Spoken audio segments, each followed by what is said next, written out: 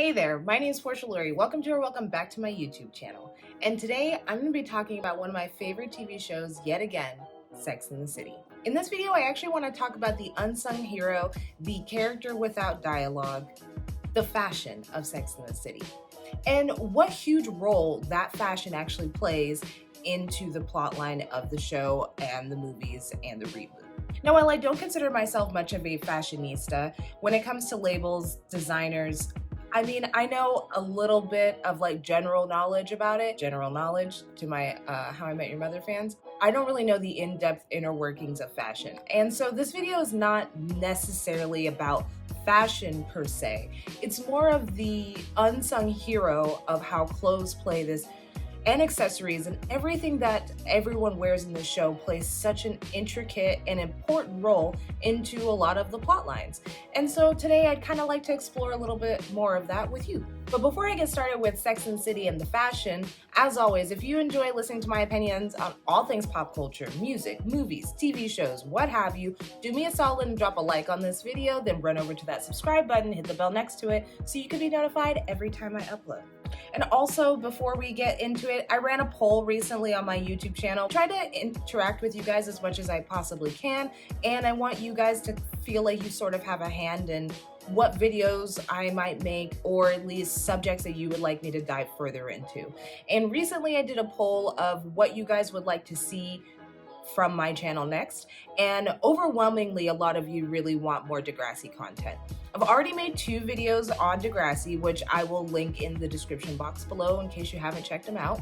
So don't worry, that video is in the mix. I had just already written this one and had it ready to go, so I wanted to go ahead and film it and get it up for you guys while I work on that Degrassi video, but that will be my next upload. All right, so with that being said, I think it's time to actually get into the video. And if you don't know what Sex and the City is, it was a hit HBO TV show that ran from 1998 through 2004. And it was an adaptation of a best-selling novel written by Candace Bushnell.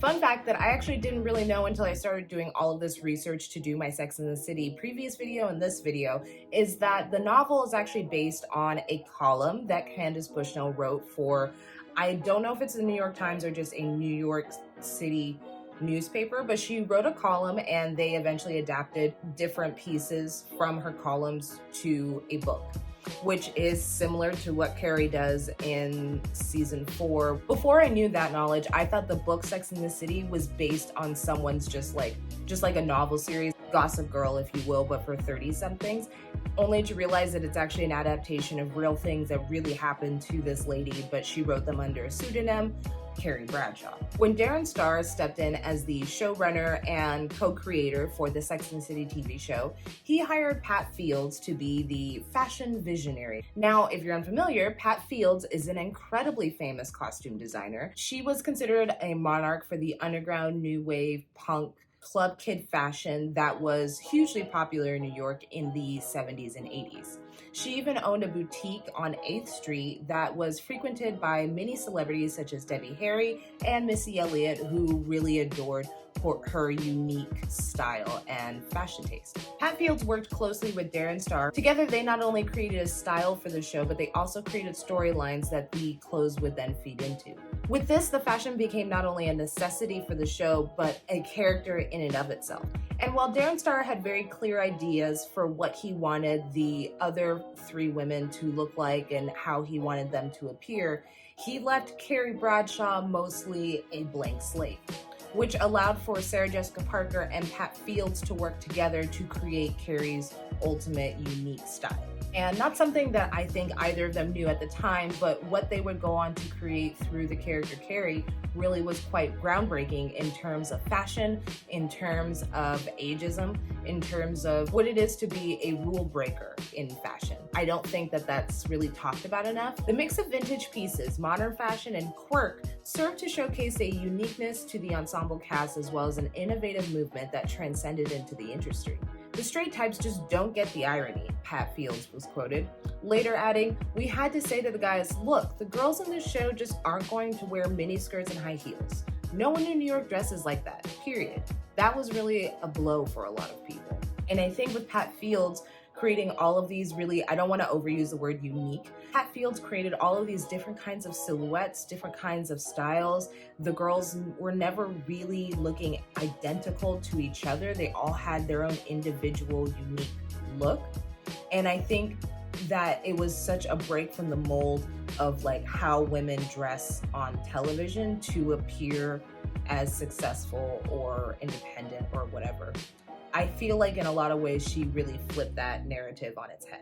Pat Fields went on to do many, many big projects after Sex and the City. She was a costume designer for Devil Wears Prada, Ugly Betty, and a personal favorite of mine, the show Younger. We'll dabble back into her a little bit later when we talk about the transition into the reboot.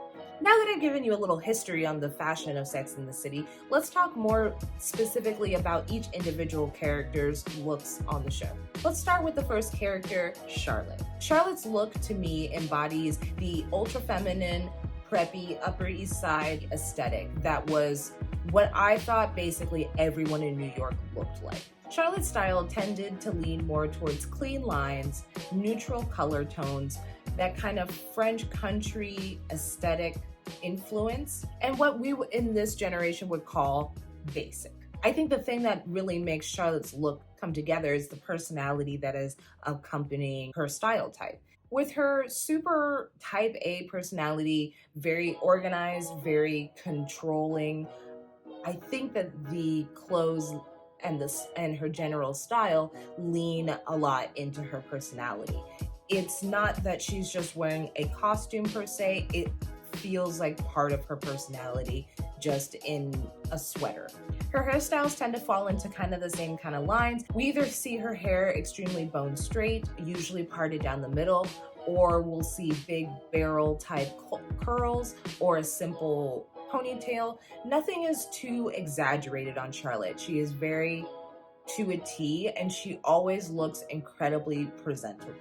Now, of course, the show goes out of its way to put Charlotte into really uncomfortable situations, so at times she can appear disheveled or become disheveled due to whatever comedy situation is happening to her.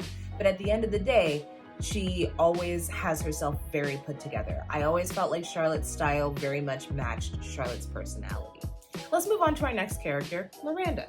When I think of Maranda, I think of her as the very signature New York fashion style. Maranda seems to effortlessly move between different male and female silhouettes. She has a lot of scenes where you'll see her in the traditional kind of power suit outfit, but when she's relaxing with her friends or going out for a night, she definitely tends to soften that look up and maybe add a skirt or a higher heel to kind of feminize her look.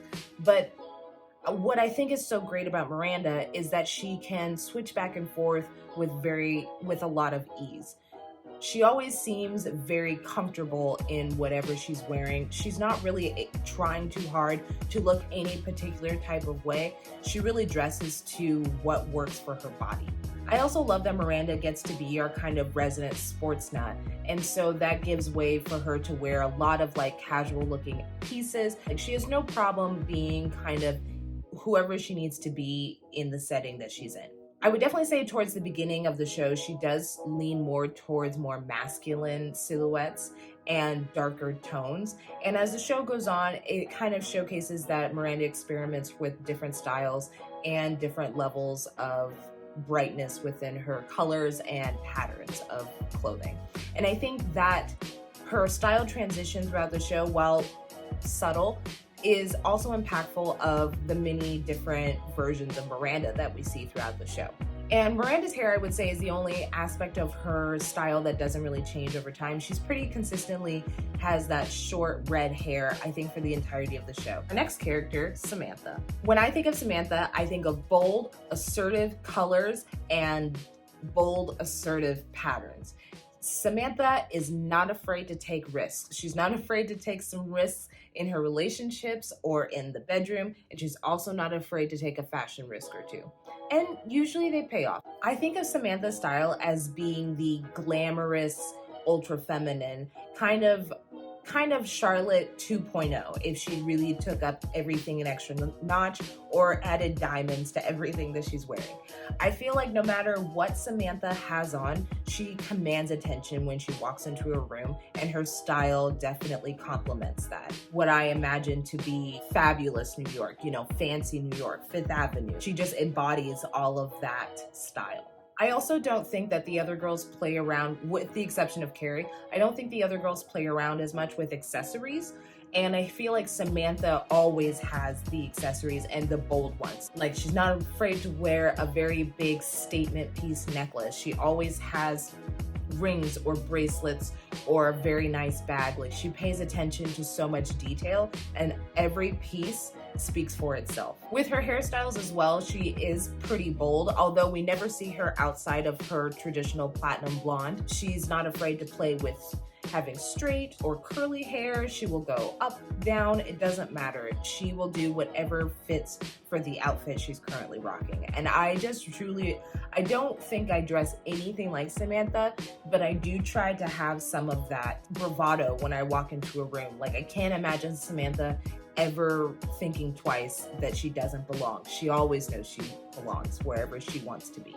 And finally, our titular character, Carrie. And Carrie by far has the most daring, wild, extreme fashion sense of anyone on the show. But it works for her. Carrie's really known for her mixture between vintage and new, trend and blast from the past, and kind of combining it into a way that is so uniquely Carrie. Whether that's wearing a two-piece outfit with a belt around her midsection or a cowboy hat on the beach, she's not afraid to take the fashion risk. And regardless of what other people may say or not say about it, she will commit to the style, and, you know, she'll die on that hill that this was the right outfit to be wearing. I also really love that she's not afraid to play around with different colors and patterns. I do find her fashion to be a little distracting during the first couple seasons, only because it's so extreme. But the more times I've watched it, the more time I've kind of spent with Carrie of like, these fashion choices, these pieces that she's wearing almost always have something to do with the plot line of that episode. They're always uniquely playing into where her personality is at that time. And I think that speaks volumes about how much effort they put into the visuals of the show. Much like Samantha, Carrie is also not afraid to accessorize or even over-accessorize an outfit. She's really known for her Carrie necklace, and also something that was really big, I want to say, towards the latter of the show. I want to say she made it really popular in like season 3, but don't quote me on that. But she also wore a horseshoe necklace, which you can't really see on camera, but I am also wearing a horseshoe necklace in honor of Carrie. I know it's like the smallest horseshoe you've ever seen. And even though I mentioned that I do find it semi-distracting at times, I really kind of adore the chaos that is her clothing choices.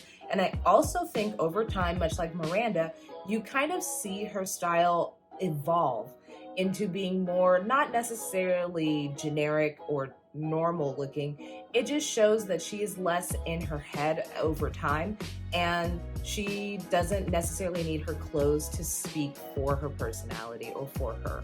I think the most popular thing to think of when you think of Carrie is her big curly hair. And of course she does try other textures and styles. There is a whole, like, I want to say a full season where she almost strictly wears her hair very flat, very straight. I think my personal favorite of her hair fashion moments was actually when she chopped it all off in season 5 and she had the very short hair. I should have put this at the beginning, but I won't really be touching upon the movies, as even though that they're canon, I just don't have the time to do that much research into also the movies as well, where they really hyped up the fashion.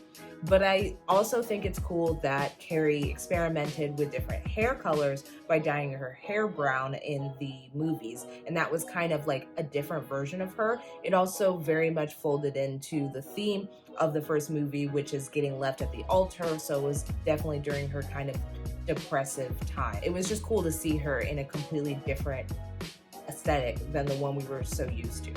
So like I said at the beginning, I'm not a big fashionista. I know very little about designers or labels or really anything at all. but I did want to mention some of the most popular brands that were featured on Sex and the City, whether that be within the dialogue or the actual pieces that they were wearing. But I just wanted to share with you some of the really popular brands that work closely with the show. Manolo Blahnik, Dior, Prada, Jimmy Choo's, Tiffany & Co., Dolce & Gabbana, Chanel, Ralph Lauren, Vogue, and many, many more.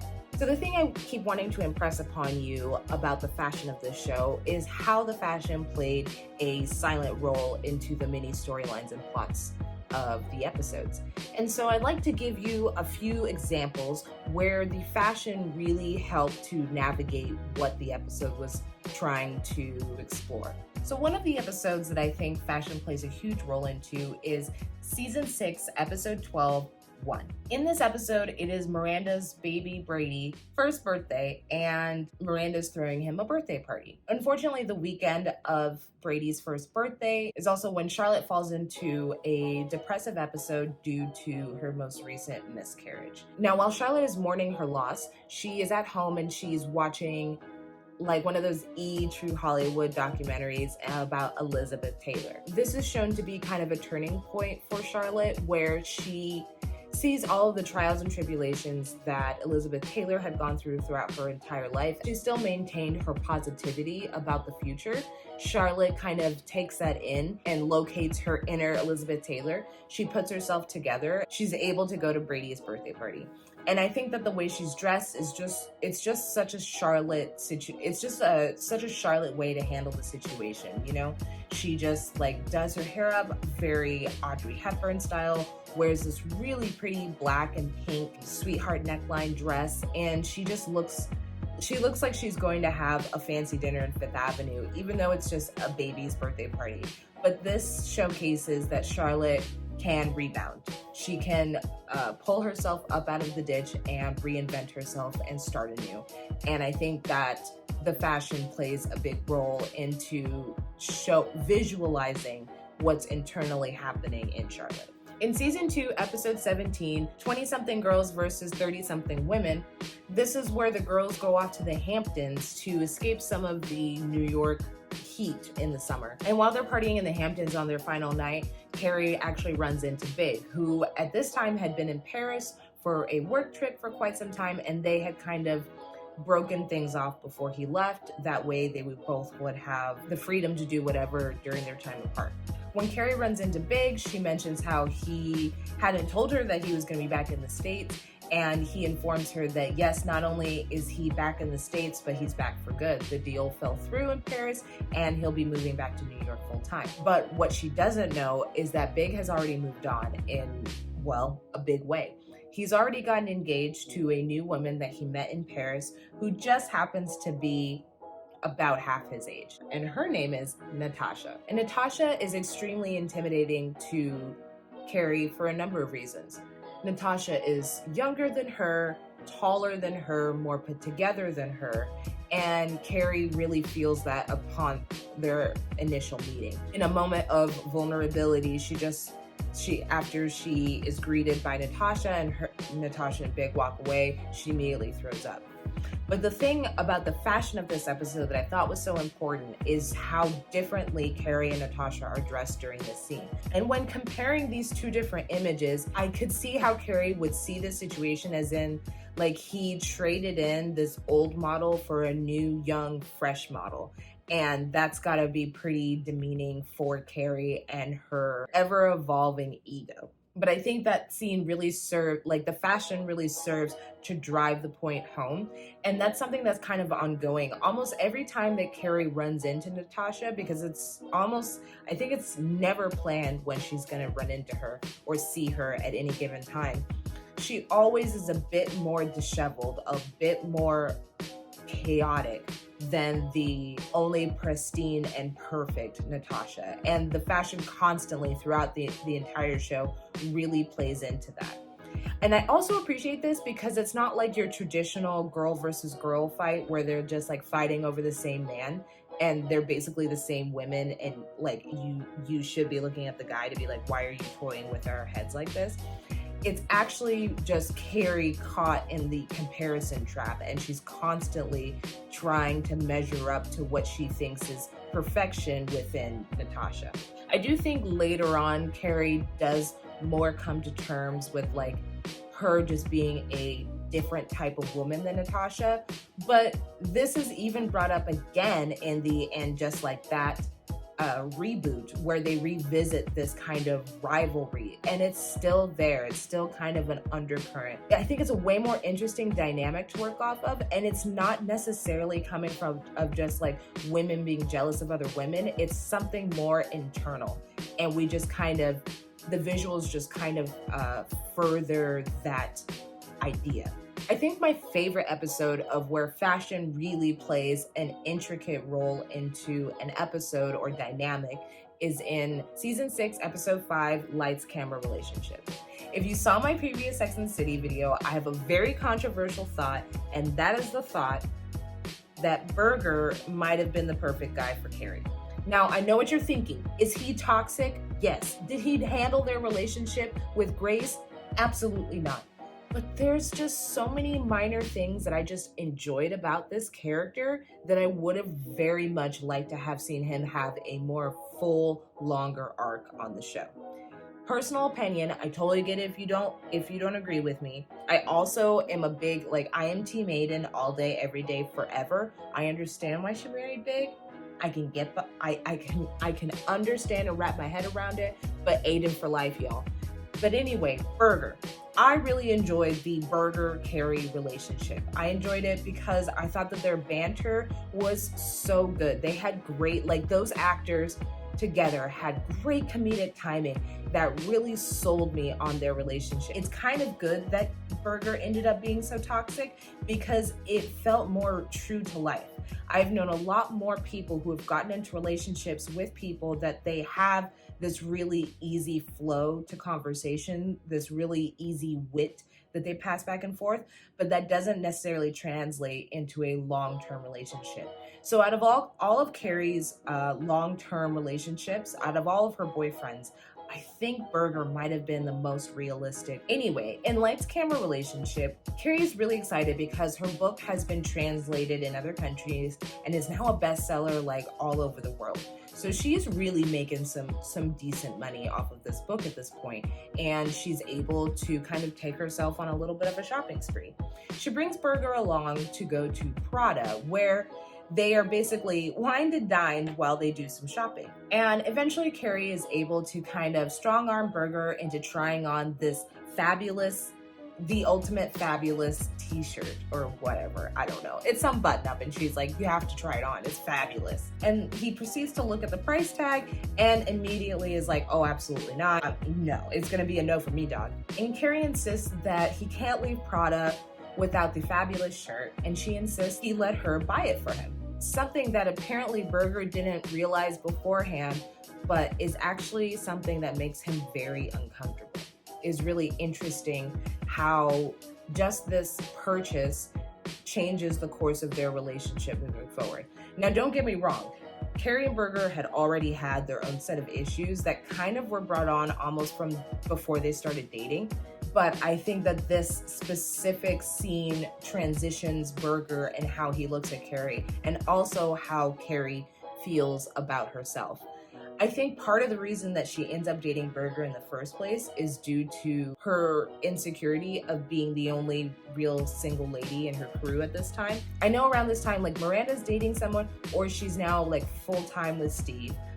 Samantha's with Smith Jared, so she's kind of in this like committed relationship, which is new for Samantha, as well as Charlotte being remarried to Harry. So I think that there's some pressure on Carrie to kind of settle down, or at least, you know, keep up with the Joneses, if you will. I think this situation and her being confronted with the worst part of Berger, she kind of is able to decide that she deserves better than that.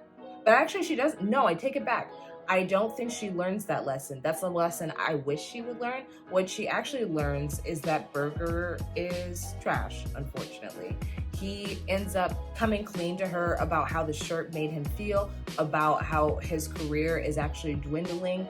He was dropped from his book publisher, and, you know, his life is kind of in a bit of disarray, which is so opposite of where Carrie is at this time. And unfortunately, Berger's not able to kind of work through this while also maintaining the relationship. And he ultimately does the post-it note disaster breakup. But I think that this episode all hinges on that trip to Prada. So those are some more serious episodes that have a hint of fashion in them. I wanted to talk about sometimes where the fashion plays a kind of prop for the comedy of the show. Now, this has got to be like an audience favorite, but season 4, episode 2's The Real Me. This is where Carrie gets selected to be part of this fashion show for charity that incorporates models as well as real people. She's very indecisive if she wants to be part of this, as she doesn't want people to think that she doesn't know the difference between a regular person and a model, because there is no difference between a regular person and a model. Models are regular people. She eventually caves and decides to do the fashion show on the request that she gets to keep the clothes, which, like, touche. That's exactly what I would want as well. But of course, it comes down to Carrie's big moment on the carpet. It's time for her to strut her stuff down the runway, and she trips. And I think it's in the voiceover where she says, at this point, I could either sulk off the stage quietly and try to pretend like that didn't happen, or I could get back on my feet and keep walking. And that's exactly what she does. But man, does the fashion play a huge role in this episode. I love her little fake meeting with Dolce & Gabbana. I say fake meeting because Alan Cummings plays Gabbana or Dolce. I don't remember which part of the duo he's playing, but he plays one of them and he plays it so well. I don't know what the real Dolce & Gabbana are like. I don't even know if it's like 2 dudes that run it. I just assume from this episode of Sex and the City. But he just plays it so straight and so seriously that it kills me, all the little comments he's made. And especially when he tells her to like trot on, and she like literally gallops like a horse. Simple, very simple comedy. It's so funny. It's so good. I love that she's trying on this like long, beautiful floral dress, only to find out day of show that they are pulling the dress because someone else has a similar outfit, and they opt to put her in these bejeweled panties, to which she has a full meltdown about. Just look at it from a funny point of view. It's hilarious, and I too would have a meltdown, but I love that she has this like little mini panic attack about it, and I think that is what ultimately causes her to trip later. But it's just played out so well. Okay, and this has to be like a second audience favorite. Like I know a lot of people like this episode. I definitely love this episode. Season 5, episode 5, 1 is the loneliest number. This is Carrie's book release party, and it's very, very, very important that Samantha is right by her side, as Samantha is her PR team. It's the day before Carrie's book release party, and Samantha is persuaded by a doctor to do a chemical peel because it'll make her feel fresh and it'll be completely clear and no side effects. She'll be perfect and ready for this book release party. That's wrong. Samantha gets this chemical peel and she comes out looking, for lack of a better term, pretty scary. She basically lost 2 layers of skin on her face, and it kind of looks as though her face is melting. Samantha does try to get out of it by telling Carrie that I'm just not feeling well. And Carrie's like, oh no, you absolutely have to be here. I can't go to this party by myself. Like, I need you to be there to support me. You promised me that you would do that. And Samantha, like the good woman she is like, bet, I will be there. And so Samantha shows up to Carrie's book release party, straight up looking like the fanciest beekeeper I've ever seen. And at one point, Carrie's like, what's going on under there? Show us your face. Samantha slowly peels back her veil. It is revealed to Carrie why she maybe shouldn't have come to this book release party. I think Carrie makes fun of her and says that her skin looks like beef carpaccio. After that, she ends up letting Samantha go home to rest her face. I love that episode. Oh, it's so good. So now I want to get into some of my personal favorite outfits from Sex and the City. So I'll start off with my favorite character first. For Carrie, I don't have any one outfit that I can be like, that's my favorite for sure. 100% that one's my favorite. For Carrie, I would actually say that my favorite era of Carrie's outfits is during her time when she's dating Petrovsky. I think this is the most non-neurotic, non-chaotic looks that Carrie has throughout her time on the show, period. They're a little bit more attainable looks to recreate if you also enjoy Carrie's style. In particular, I really love this pink kind of fluffy dress that she wears on her last night out with the girls before she moves to Paris. I think everyone's in love with that big green dress that she's wearing in Paris when she's waiting for Petrovsky to get home from his art show. The watermelon dress in Paris, basically everything she wore in Paris. Those are like some of my favorite outfits, the outfits that have like really embedded themselves into my mind rent-free. The naked dress from season 1, the infamous dress that is on the bus that splashes her at the beginning of every episode. For Charlotte, I kind of have two favorites that I'm having a really hard time choosing between them, but I actually really enjoy her luck be an old lady look during the Atlantic City episode. In that episode, Charlotte is really concerned about turning 36 because she's like not in the place in her life where she thought she would be at 36. And she kind of has this like, realizes like no matter what, she's just like getting older and she doesn't want to be viewed as like a prude or an old lady. So she buys this dress from the gift shop at the hotel they're staying at Atlantic City. And it's like so not Charlotte. Like it couldn't be any less Charlotte of an outfit, but it's like this pink dress with like this giant dropping neckline. She just seems so out of character in the outfit, and her behavior is very out of character, and I just think it just works so well. She looks beautiful. It just doesn't feel, it's like not right for Charlotte. Like everyone knows it, but Charlotte has to figure it out on her own. And then the competing outfit would be the black dress that she wears to a wedding in season 2. She's wearing her hair up in this like beautiful slicked back bun, and she has this like plunging neckline with like a low back, and she just looks absolutely stunning, like so stunning. I love that look. For Maranda, my favorite outfit, like hands down, is her skinny jeans outfit. This is the first time she's gone out after having the baby, and she finally gets a chance to get away from the baby and kind of have some time to herself with her girls. She doesn't know what to wear because she hasn't been wearing anything. I think in the episode she even says like, I can't find anything that doesn't have throw up on it or milk. And she is able to dig to the back of her closet, find this pair of skinny jeans she hasn't been able to wear since the 80s or something like that. And it just gives her a fresh new outlook on life. And she just walks in with all the confidence. She's even able to like approach a guy at this club that they go to. She's just like very suave, and like she's finally back in her element. And that is by far my favorite Maranda outfit. It just screams like Maranda when I see it. And it's just like, it's nothing over the top. It's literally just like jeans with like a crazy waist belt that serves no purpose and like a black tank top. And she looks phenomenal. For Samantha, I did this in my other Sex and the City video too. And it's not to like shit on Samantha. I actually think Samantha very much is a lot of the glue that holds these 4 women together, which is, I think, why And Just Like That is a pretty hard one for me to wrap my mind around. But anyway, there's very few outfits I thought that stood out to me about like Samantha's character. But if I had to name one outfit that really stood out to me, I actually have to take it to the movies. But at the end of the first movie, the girls are celebrating Samantha's 50th birthday. And she is in this like, oh my God, I just get so excited thinking about it. She is in this like beige or nude, however you want to look at it, dress, and it's like a short dress. It has like a completely open back, and it's just like covered in rhinestones, and her hair's all slicked back into like this high long ponytail. Every time I think about it, I'm just like, ooh, I hope I look half that good at 50, and I will be very happy. Like, it's just, this outfit like will live rent-free in my head probably forever. I absolutely adore Samantha in this outfit.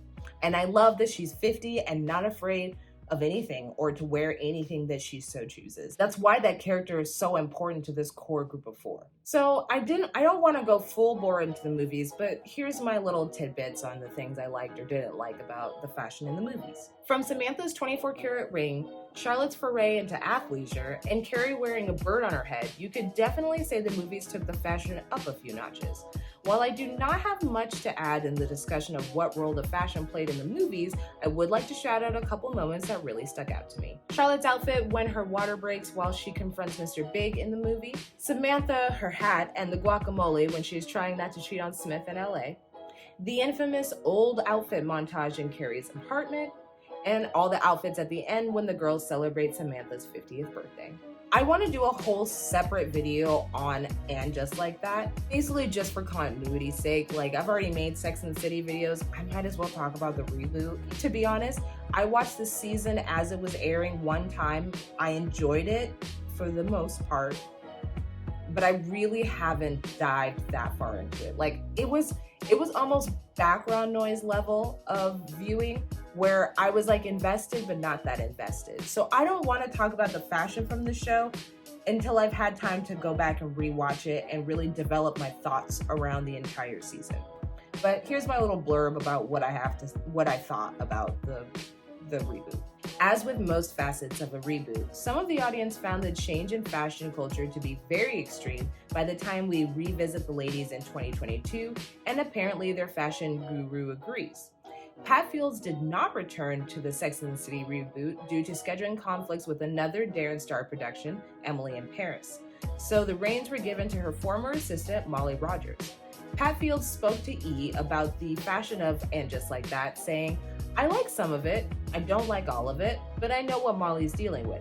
And then to switch into kind of my thoughts on it, personally, I thought the fashion was so big that at times it felt conflicting to the story that was being told, which is a full 180 from the original series. With that being said, I did like the few callbacks from the original, the crinoline, the Carrie necklace, the Paris dress, and there were some moments I really enjoyed that made sense to the characters at this bracket in their lives. I also enjoyed that regardless of their age, we still see their personalities exude from the outfits. So that's pretty much all I got for you guys today. That's a little bit about what the fashion in Sex and the City means to me as an audience member. I hope that this was a fun video for you to watch. If you'd like to see me do more stuff like this, please be sure to get in those comments and let me know. If you want more Sex and the City content, make sure you give this video a like, but let me know your thoughts. Who's your favorite character, or who has your favorite fashion sense? I really didn't include any of the side characters. Before I go, I just have to say, like, Willie Garrison, may he rest in peace, but I absolutely love Stanford's style on the show. He was kind of, to me, like a male version of a combination of Charlotte and Carrie's style, like kind of that Upper East Side prep, but a little chaotic and designer focused. And I can't think of any other character that really had super unique style that was outside of the four ladies. So just real quickly, there's two things I forgot to mention in the video. One is the episode where Carrie and Aiden are engaged and she's hiding the engagement ring within a bunch of necklaces that she's wearing, which obviously shows her lack of commitment or readiness for marriage, as well as the episodes where she almost loses her apartment due to her shoe obsession. And those are two things that I felt were really on the surface and pretty obvious to pick up, so I didn't mention them in the video, but I wanted to mention them at the end because they obviously are very important to the show. As always, make sure if you enjoy my opinion about all things pop culture, you do me a solid and drop a like on this video, hit that subscribe button and the bell next to it so you can be notified every time I upload. I will have all of my social medias linked in the description down below. I am trying to get to 1,000 subscribers by the end of this year, so please, please, please hit that subscribe button for your girl. But that's gonna be it for me. I hope you guys had a lot of fun, and I'll catch you next time. Bye.